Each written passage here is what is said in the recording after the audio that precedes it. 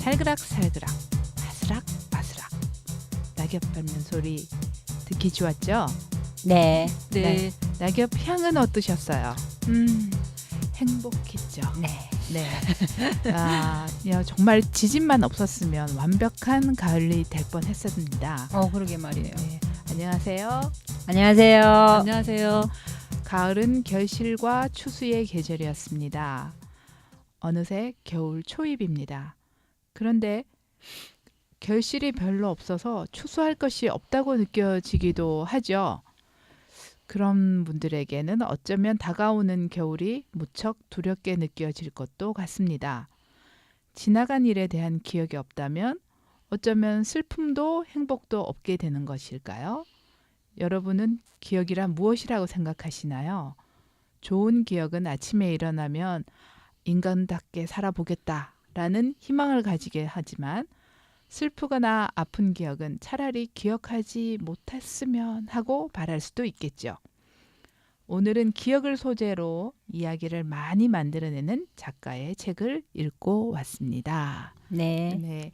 오늘 책이 아니라 오늘의 주제 작가를 좀 선정하시게 된 이성숙님께서 소개해 주시죠. 작가 소개는 나중에 정림 씨가 하시고요. 이 책을 읽게 된 거는 너무나 당연하다고 생각했는데 읽으신 분들은 조금 아닐 수도.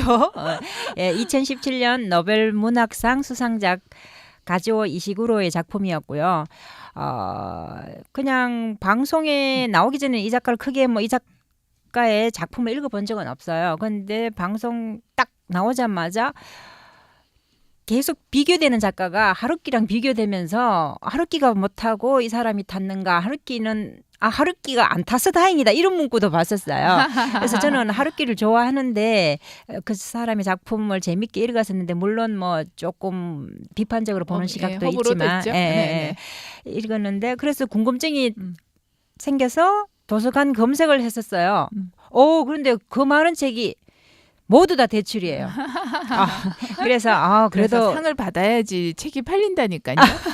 그래서 그 중에서 그나마 이렇게 예약 빨리 순서 오는 걸로 예약을 해서 한 권 한 권 읽어 나가 봤었는데 제 같은 경우는 창백한 언덕 풍경은 제일 최근에 읽었던 거예요. 제일 나중에. 이게 그런데 제일 처음 소설이고요. 그 이외에 우리가 고아였을 때 그리고 단편 소설집으로 녹턴 읽었는데 모두가 재밌게 잘 넘어갔었어요. 고만고만한 주제 의식을 가지고. 네, 그렇습니다. 오늘의 주제 작품이 아니라 작가의 여러 작품을 저희가 선택해서 읽고 왔습니다. 가즈오 이시구로라는 분인데요. 일본 사람 이름이니까 일본 분일 것 같지만 꼭 그렇지는 않다라는 그 얘기를 들었습니다. 작가 소개 좀 해주시죠. 네네. 가즈오 이시구로는 1954년 11월 8일 나가사키시에서 태어났습니다. 아버지 시즈오 이시구로가 물리 해양학자였고 어머니는 시즈코 이시구로였다고 합니다. 1960년 가즈오는 두 여동생과 함께 가족을 따라 영국 서리주 길퍼드로 이민을 갔고 아버지는 영국 국립해양센터에서 연구 생활을 시작했습니다. 가즈오는 스토턴 초등학교와 서리주 워킹 카운티 학교에 진학하였고요. 두 학교를 졸업한 뒤에는 자기 보충의 시간을 보내면서 미국과 캐나다 등지를 여행하고 그곳에서 저술을 하거나 음반사에 데모 테이프를 보내는 등의 활동을 했다고 합니다. 1974년에는 캔터베리의 켄트 대학교에 입학하였고 1978년에는 영어학과 철학 학사 과정을 마쳤습니다. 이후 1년 동안 소설을 쓰다가 이스트 앵글리아 대학교에서 학업을 재개하였으며 그곳에서 멜컴 브리드버리와 엔젤라 카터에 대해 공부하고 1980년 문예 창작 석사를 마쳤습니다. 1983년에는 영국 시민권을 획득하였으며 현재 영국을 대표하는 작가 중에 한 사람입니다. 네. 일본의 배경을 부모님으로부터 받았을 거고, 그 다음에 그 자라나는 과정이 서구의 예. 영향을 많이 받아서 작품 세계가 상당히 독특하게 된 것 같습니다. 네. 그러면 저희도 한국인이지만 외국에서 성장한 분이 영어로 작품을 쓰면 네. 노벨상에 좀 더 가까워지려나? 좋은 생각이십니다. 네, 그렇습니다. 언어라는 것에 대한 그 한계가 많이 있는 것 같습니다. 네, 이 식으로 아까 뭐 하루키랑도 네. 살짝 비교하셨지만 이식으로 작가는 좀 다른 면이 있게 느껴졌어요. 그러면 각자가 읽은 책을 소개를 하면서 이식으로 란 작가가 어떻게 독특한가를 저희가 한번 얘기해 보도록 하죠. 재민 씨 먼저 좀 예. 네, 저는 나를 보내지 마를 읽었는데요. 시대적 배경이 1990년대 후반 그 영국의 헤일섬이라는 기숙학교에서 그러니까 주인공인 캐시와 루스 그리고 톰이라는 아이가 함께 생활하는 어떤 성장 소설입니다. 처음에 제가 이 책에 대한 정보 없이 책을 그냥 읽기 시작했기 때문에 이 책이 그냥 성장 소설이구나라고 생각했어요. 그랬더니 이 소설이 그게 아니고 이 헤이섬이라는 곳이 그 복제 인간 아이들에게 그 영혼이 있다는 것을 증명하기 위한 학교였고, 그러니까 맨 마지막에 결국에는 이제 인간들의 어떤 그런 반대로 인해서 이제 폐교가 되는데요. 이 헤이섬에서는 16세가 되면 아이들이 학교를 떠나가지고 모두 이제 간병인이 되었다가 결국은 기증자로 생을 마치게 돼요. 그러니까 이미 정해진 어떤 비극적 종말을 향해서 이 나아가는 클론들의 모습이 결국 인간에 대한 이야기로 와닿고 또 공감도 되는 부분들이 많았습니다. 그러니까 결국 이제 장기 이식을 목적으로 만들어진 그 복제 인간에 대한 어떤 SF 소설이에요. 하지만 기존에 우리가 알고 있는 뭐 과학적이고 논리적이면서 이렇게 짜여진 어떤 그런 SF 소설의 어떤 그런 이야기가 아니고요. 처음에 저는 읽을 때 이게 SF 소설인 줄 모르고 어떻게 이렇게 애매한 소설이 있을까라고 생각했을 정도로 네, 굉장히 성장 소설이면서 또 SF 소설이면서 또 인간에 대한 어떤 커다란 생각거리를 또 생각하게 해주는 그런 작품이었습니다. 네. 네. 네, 제 같은 경우는 1982년 제일 처음 작품인 창백한 언덕 풍경을 읽었는데 좀 전에 정림 씨가 뭐 이렇게 얘기했듯이 초등학교, 고등학교 교육 이후에 왜 자유시간, 여행을 하면서 자유시간을 가졌던 거, 그리고 대학 이후에 영문학뿐만이 아니라 뭐 철학을 어떻게 또 공부를 했다는 그런 설명을 하셨잖아요. 그런 어떤 작가의 어떤 삶이 책에서도 다 녹아나는 것 같아요. 제가 읽은 작품이 아마 한 20대 후반 28, 29에 발표한 작품인데 뭐 전후 그러니까 나가사키에 원자폭탄 떨어진 이후 바로 직후는 아니고 그건 자기 엄마 세대는 직후였겠지만 주인공인 에체코 그렇죠. 입장에서는 바로 직후 세대는 아니지만 그거에 영향을 엄청 많이 받으면서 주변 사람들을 그냥 담담하게 읽어가는 거예요. 그리고 이 주인공 에츠코 역시 지금 영국에서 영국인이랑 재혼해가지고 살고 있는 상황에서 과거를 이렇게 회상하는 장면이거든요. 장면인데 거기 보면 이제 한때 그 전후 세대니까 마을에서 잠깐 얼굴 알고 지냈던 그것만으로도 친구라고 표현을 하더라고요. 사츠쿠라는 친구가 있는데 이제 애를 데리고 혼자 살아가는 그러면서 약간 미군이랑 같이 생활을 하는 그런 여주인공을 통해서 삶을 이렇게 덤덤하게 표현해요. 회상을 하면서 계속 그런 회상하는 장면이 나오는데 구체적인 내용은 한번 읽어보시면 좋을 것 같고요. 네. 제가 읽은 책은 가장 최근에 쓰여진 책입니다. 파무친 거인이라는 독특한 제목입니다. 그러고 보니까 아니 제가 잘못 봤어요. 이 파무친 거인은요.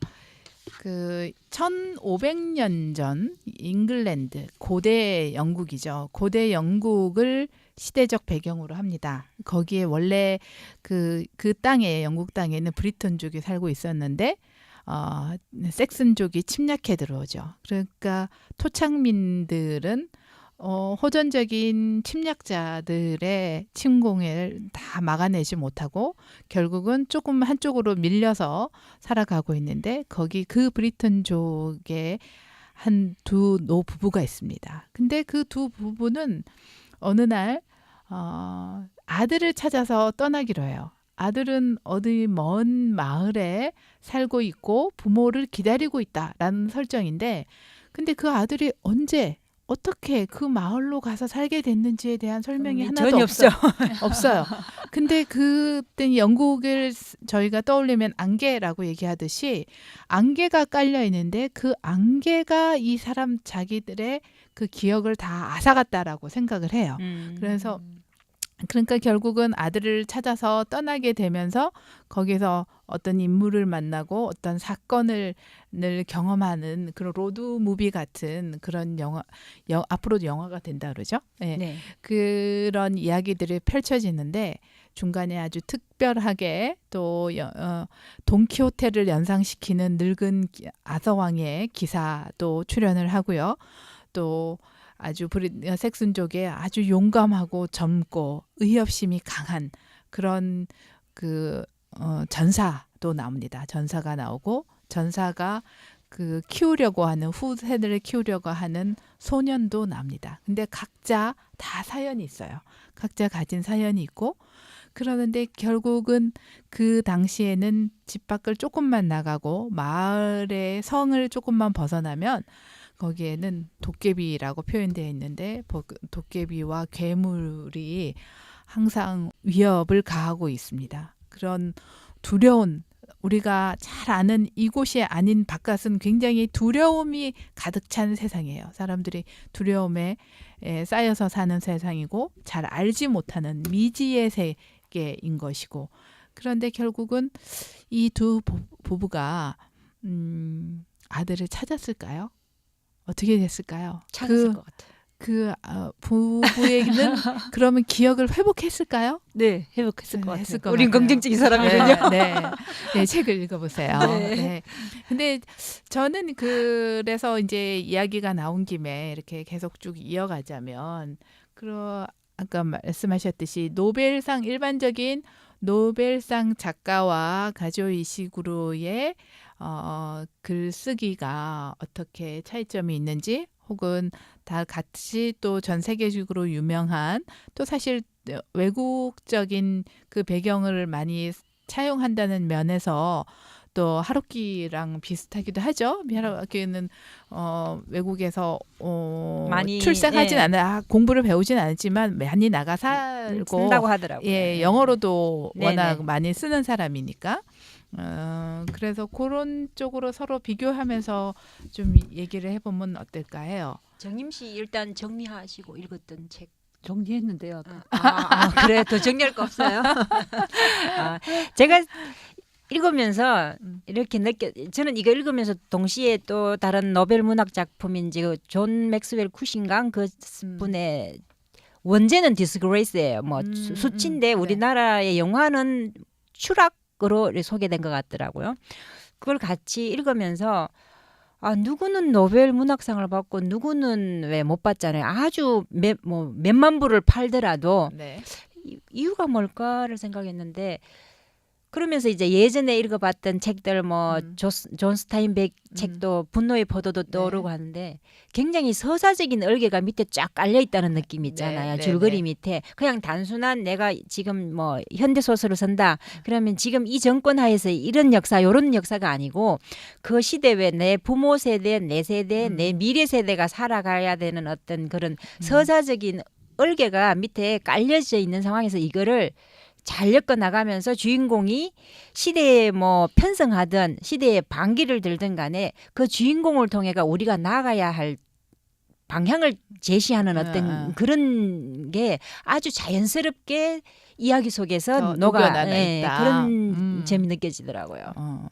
그런 점에서는 저는 하루키 작품이 호불호가 좀 있는 편인데 어떤 거는 좋고 어떤 거는 너무 어둡고 그래서 좀 이렇게 안 좋았던 작품도 있는데 하루키하고 비교해 보면 역시 이야기 스토리의 힘은 있는 것 같아요. 일단 스케일도 크고 또 뭔가 인간에 대해서 생각하게 하는 어떤 그런 던져주는 어떤 물음도 크고요. 네, 그래서 그렇게 사람의 어떤 어떤 심리 그리고 어떤 역사 그리고 우리 현재 처한 상황들 현재까지 다 이렇게 다 어울려서 이렇게 표현하다 보니까 이게 아마 노벨 문학상에 적합한 상이 아니었나. 예, 싶은 생각이 들어요. 말씀하신 네. 것처럼 저도 이제 서사의 힘이다라는 생각을 많이 했습니다. 책은 여러 가지 종류가 있지만 특히 소설에서 보자면 이런 서사가 깔려 있는 단순히 한 개인이나 몇몇 주인공들의 심리나 어떤 그 분절된 개인이 아니라 큰 역사나 아니면 네. 큰 어떤 환경 안에서 살아가는 사람, 그 한 인간이 단독자로 살 수가 네, 없잖아요. 네. 요즘 결국 뭐 다 그 1인 가구가 많고 밥도 혼자 먹고 그렇긴 하지만 결국은 그 혼자 있다 하더라도 같이 모여서 있는 것처럼 우리가 벗어날 수 없는 어떤 이런 환경과 역사 안에서 어떤 일들이 큰 사건이 생기고 그런 말씀하신 대로 이렇게 잘 녹여 들어가는 그런 힘이 되게 좋았고요. 그리고 또 궁금하게 만드는 점도 되게 이 작가가 이 독자를 어떻게 요리하는지 잘 안다. 네. 예, 어떻게 하면 그렇게 어떻게 뭐 굉장히 좀 지루할 수도 있다 싶은 그 서술도 결국은 책을 손에 놓지 않고 끝까지 읽게 만드는 독자를 요리하는 힘이 있었고 또 한 가지 전 특징적인 게 이렇게 얘기하신 책들을 이렇게 들으니까 이 작가가 그냥 어느 한 시대나 한 가지 스타일의 얘기를 쓰는 게 아니라 어떤 때는 장르를 바꿔가면서 네. SF도 썼다가 또 저처럼 이렇게 판타지를 가미한 소설도 썼다가 이렇게 장르를 많이 바꿀 수 있다는 건 옛날같이 그런 그 단순한 스타일이 아니라 요즘 보통 저희가 무협 장르 판타지라고 하는 그런 장르 가볍게 읽는 장르 소설들과 결합시킨 문학 작품. 그래서 일반 우리 요즘 독자들도 많이 관심이 가게끔 하는 그런지 않을까. 몇 작품 퓨전 스타일이다. 네, 몇 작품 읽으면서 공통적이면서 참 특이한 게 기억이라고 하셨잖아요. 아까 이제 기억에 대한 어떤 소설을 엮어가는데 그것도 20대 후반에 첫 작품이랑 최근에 제일 2015년 파묻힌 거인으로 이렇게 오면서 그 기억에 대한 어떤 풀어가는 방식도 진화한다는 느낌이 예를 들면 제 첫 작품에서는 주인공인 에치코고 에츠코의 남편과 뭐 이렇게 살아가다가 이 사람이 영국에 왔잖아요. 재혼을 해서. 그런데 그 중요한 남편이 남편과 왜 헤어졌는지 어떻게 됐는지 언급은 전혀 없어요. 좀 이거 궁금하다 싶은데 이 사람 글쓰기 방식이 그런 것 같아요. 또 다른 작품 읽으면은 예를 들면은 주인공이랑 친구가 걸어가잖아요. 그 누군가를 만났잖아요. 그럼 이 옆에 있던 사람 떨궈져 나가요. 왜 떨궈져 나가는 설명도 없고 그냥 언급을 전혀 안 해요. 그러고 또 다른 사람 만나는 얘기, 그러다 또 다른 얘기, 뭔 얘기를 하나 싶은데 어떻게 보면 그런 게 우리의 기억과 같다는 거죠. 우리의 기억 있는 것 같기도 하고 생각하면 정말 있었던 것 같고 아니면은 내가 또 약간 덧붙인 이야기 같기도 하고 그런 기억에 대한 약간 뭐 애매모호한 어떤 그런 점이 안개 낀 어떤 그런 분위기 그러면서 그런 게 글쓰기에서 점점 진화돼서 지금은 정말 이건 뭐지 일반 사람들이 책 읽을 때는 이건 뭐지 하면서도 또 궁금해서 또 끌고 가는 또 힘은 있고 그런 면이 있는 것 같더라고요. 그런데 여기서 끌고 가기는 해요. 네. 소설을 끝까지 잘 끌고 가긴 해요. 근데 이게 참을성을 요구하기도 해요. 왜냐면 이 모든 그 묘사와 이렇게 심리 표현이 애매하고 모호하고 미묘하거든요. 네. 그래서 이거를 참고 잘 읽어야 네. 끝을 볼 수 있다는. 근데 네. 제가 네이버 검색을 해봐도 우리만 그런 게 아니고 네. 아주 뭐 글을 많이 소설을 많이 읽는 뭐 평론가들 내지는 뭐 글쓰기 쪽에 계신 분들도 노벨 문학상 작품은 어렵다고 생각한대요. 네, 저도 어려웠습니다. 근데 우리는 한 권 다 읽고 저 같은 경우는 또 발췌자니까 더 여러 권 읽었는데 대단하다고 생각하시면 돼요. 네, 저는 사실 책이 어렵지는 않았어요. 제가 파묻히는 예. 거인 같은 경우에는 어렵지 않고 그냥 장면이 굉장히 많이 상상이 되고 그러기 때문에 또 영화화되는 거겠죠. 그래서 뭐 우리가 늘 봤던 반지의 제왕이나 이런 식의 엄청난 네, 그런 스케일은 그건 아니지만, 아니지만. 예, 그건 아니지만 상당히 유사하게 이렇게 시대적으로 그리고 아주 그 뭐 암룡이라든가 캐리그라든가 뭐 등등 그런 우리가 상상 속에서나 있을 만한 것들이 이에서는 실제 하는 걸로 나와요. 이 옛날의 세계는 그러니까 이때만 해도 이 중세 이전의 고대만 해도 뭐라 전설의 시대. 네, 그렇죠. 예, 전설이 살아있는 시대. 네. 그런 시대였던 것 같다라는 생각도 들어요. 이렇게 과학적으로 모든 걸 파헤치고 나면 네. 우리가 왜 달에 그 토끼가 살아야 되는데 지금 토끼가 살고 있다고 믿는 애도 없잖아요. 그렇죠. 네, 그러니까 그런 상상력. 네. 예전에는 정말 안개가 깔려 있으면 안개 그 너머에 뭔가 뭔가 괴물이 있을 거라고 상상했는데 지금 저희가 그렇게 생각 안 예. 하잖아요. 안개 뚫고 가보면 막상 거기 안개 없고 내가 느끼는 건 없고 그냥 요즘은 안개보다는 살인마가 숨어 있을 것 같아요. 예, 그랬습니다. 예, 그래서 그 혹시 이제 작품을 읽으시면서 공감 가거나 아니면 또 특별히 인용해 볼 만해서 읽어 볼 만하다 하는 그 문장이라든가 이런 게 있으면 소개를 해주시면 좋겠습니다. 정임 씨. 네, 여기에 지금 아까 제가 말씀드린 그 주인공인 캐시와 루스와 토미가 나오는데요. 그 같이 헤이섬에 살 때 그 루스랑 토미가 서로 이제 연인이 됩니다. 근데 이제 원래 캐시가 톰이랑 잘 통했고 서로 좋아했는데 결국 가운데서 이 루스가 토미를 가로채게 되죠. 근데 그거를 다 이제 세 사람이 인정하고 이렇게 같이 살다가 결국은 서로 이제 떠나서 각자 삶을 살게 되는데 나중에 그 기증자로서 몇 번의 기증을 하고 많이 아픈 상태인 그 루스를 주인공인 캐시가 간병을 하러 와요. 뭐 나쁘게 헤어졌지만 그래도 자기의 어떤 과거가 있고 추억이 있는 이제 친구였기 때문에 와서 이제 간병을 하는데 이 위독해진 루스가 캐시에게 말을 합니다. 죽음을 앞둔 루스가 내가 한 짓 중 가장 지독한 것은 너와 토미의 사이를 갈라놓았단 거야. 라고 사과를 하면서 이제라도 토미와 네가 서로 잘 살고 사랑했으면 좋겠다라고 얘기를 하거든요.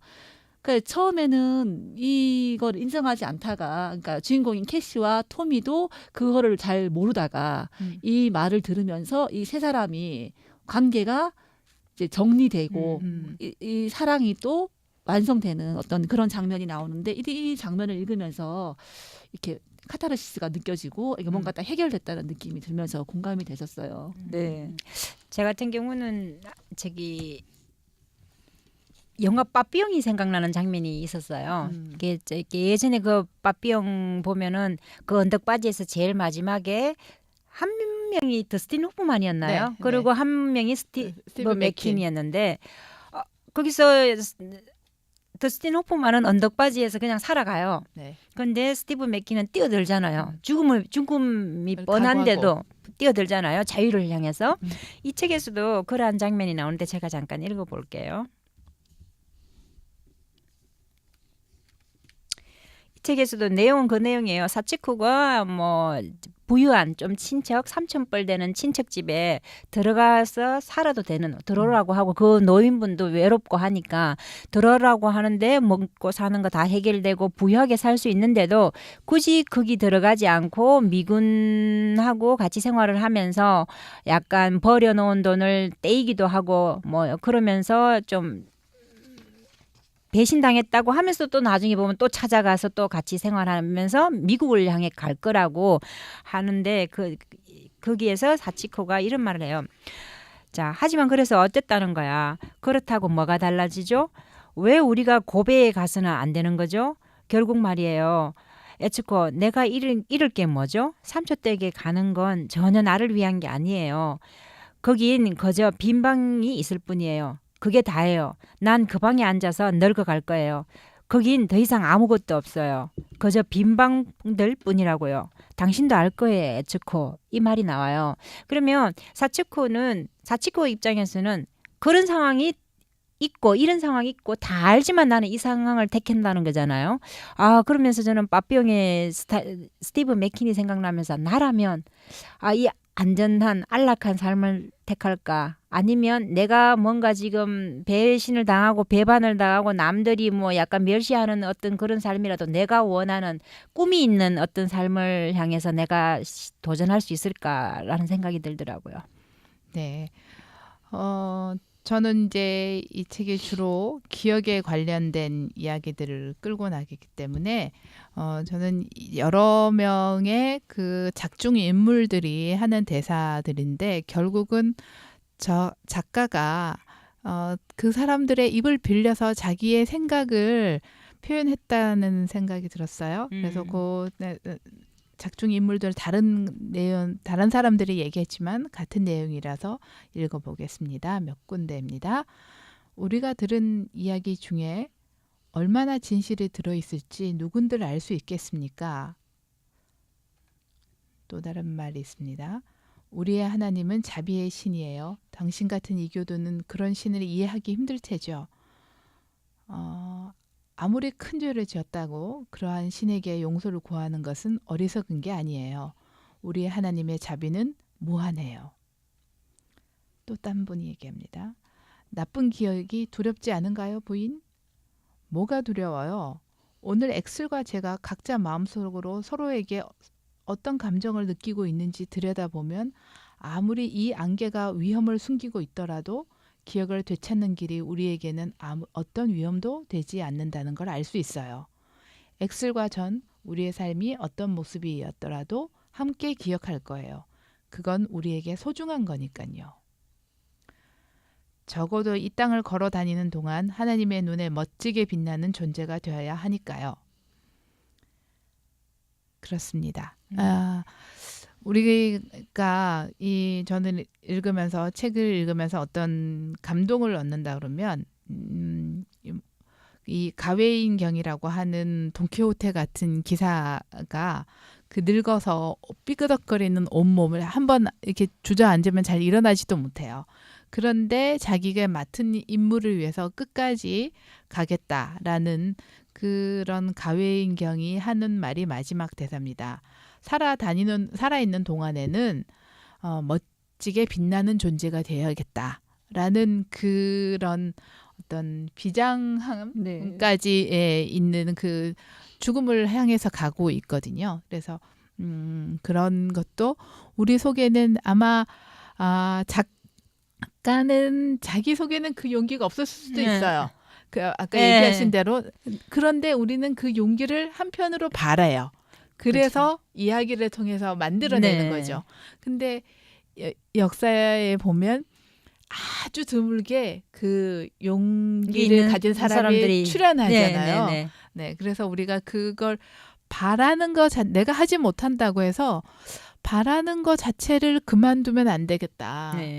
뭐 우리가 희망하고 소망하고 기대하는 그 행위는 계속 해야지 우리가 어떠한 영웅을 만들어낼 수 있지 않을까.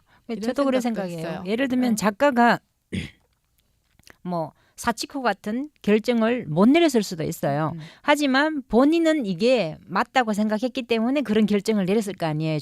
등장인물을 통해서. 그러면 이제 독자의 결정인 거예요. 독자가 읽고 또다시 고민해보고 나는 이 방향으로 갈까 저 방향으로 갈까. 어떻게 보면 그게 작가의 역할이 아닌가 싶기도 하고요. 맞아요. 정임 씨가 읽은 나를 보내지 마의 주인공 이름 뭐지? 캐시. 캐시도 사실은 좀 그렇지 않나요? 네, 그렇죠. 그러니까 캐시가 그러니까 이 사람들이 복제 인간이고 음.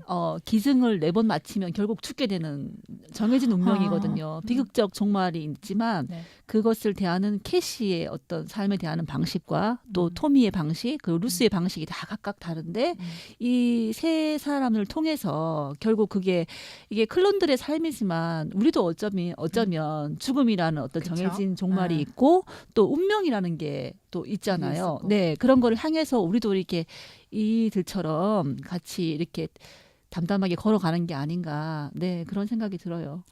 그렇습니다. 우리가 이렇게 오늘도 한 작품들 읽으면서 여러 가지 생각들이 났죠. 그리고 그 생각들이 어떻게 생각하면 저희가 늘 하던 생각이었는데 작가의 힘을 빌어서 이야기로 만들어내고 또 그 이야기 속의 인물을 통해서 말을 하게 하고 그런 것 같습니다. 여러분들의 오늘 이야기는 어떤 것인가요? 한번 정리해 보시고 어떤 인물을 통해서 내 속에 있는 각가지의 다른 생각들을 어떻게 오늘은 어떤 색깔로 표현하실지 한번 용감하게 도전해 보시기 바랍니다. 아름다운 가을을 마치고 어제는 마침 살짝 흔들렸지만 첫눈도 내렸습니다.